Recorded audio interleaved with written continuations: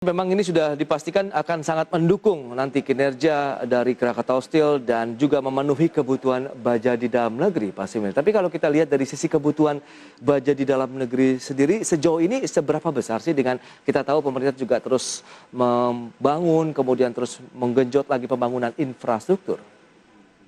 Ya, jadi 5 tahun terakhir ya ada kenaikan baja, konsumsi baja. Ya. Kalau 2014 itu sekitar 50 kg per kapita per tahun. Oke. Ya. Rata-rata dunia itu sebenarnya lebih tinggi dari itu. Tetapi dari 50 kenaikannya itu signifikan ke 71 di 2019. Kita tidak hitung yang 2020 karena distorsi karena COVID. Ya. Ya.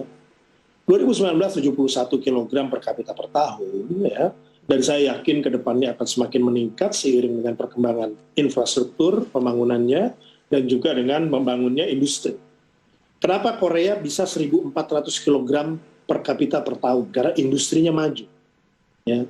Karena infrastruktur kan ada batas. Tapi kalau industri itu kan merupakan satu kebutuhan. Nah, bagaimana dengan impor? Ya. Nah, kita khususkan aja dulu ke hot roll coil. Ya. Kebutuhan impor itu bervariatif, ya.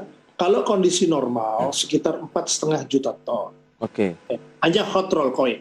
Ya. Kalau kondisi sedang tidak normal seperti COVID itu 3,5 juta ton. Ya. Ya. Nah, kapasitas Krakatau Steel itu ada 1,5 yang baru kita launching kemarin pabriknya. Oke. Sebelumnya ada 2,4 juta. Artinya Krakatau Steel sendiri 3,9 juta. Ditambah dengan produsen lain, HRC di Indonesia ada 1 juta ton.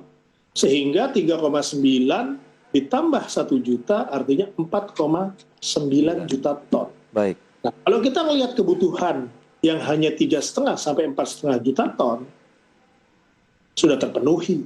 Harusnya import tidak dibutuhkan. Oke. Nah, apakah dengan kelebihan dari produksi tadi akhirnya kita bisa mengekspor lagi hingga saat ini? Ekspor jelas ya, kayak KS sendiri kan kenaikan ekspornya itu kan cukup signifikan. Baik. Ya, ratusan %. 3 bulan pertama bahkan 16 kali. Ya, tetapi kalau sampai Juli itu sekitar 5 kalinya. Ya, pertumbuhan ekspor Krakatau Steel. Ya. Dan dari bulan Mei itu kan sebenarnya pabrik ini sudah mulai beroperasi ya dalam masa perdana lah ya. Iya. Nah, jadi di sini ekspor iya, tetapi jangan lupa pasar lokal. Kenapa kita repot ekspor kalau pasar lokalnya malah diambil negara lain? Ya.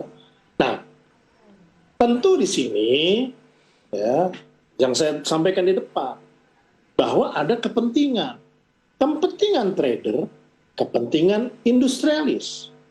Oke. Nah, kalau trader pasti inginnya impor, ya, terus kemudian menggunakan cara-cara yang kurang tepat, misalnya memanfaatkan tax rebate, ya, memanfaatkan circumvention, ya, pengalihan HS code. HS code adalah satu penanda, ya, produk untuk dikenakan bea masuk yang mana. Baik. Nah, ini kadang-kadang dimainkan.